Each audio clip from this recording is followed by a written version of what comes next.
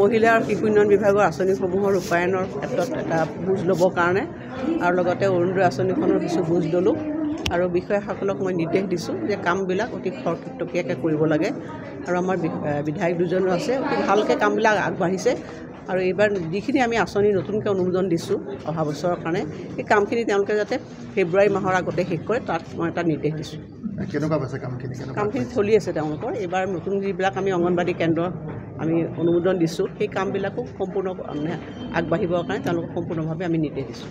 বাইদেউ দেখা গৈছে CDPO এগৰাকী ইতিমধ্যে অভিযান সূৰ্য বৰুৱা কোকৰাঝাৰৰ CDPO কি কৰিব যিহেতু এগৰাকী CDPO তেওঁৰ দৰমহা থাকে আজি চব বিষয়াসকলৰ মানে তেনেকুৱা ধৰণৰ কিবা তেওঁলোকৰ আয় বহু থাকিলে চৰকাৰী ব্যৱস্থা গ্ৰহণ কৰি আছে চৰকাৰীভাৱে।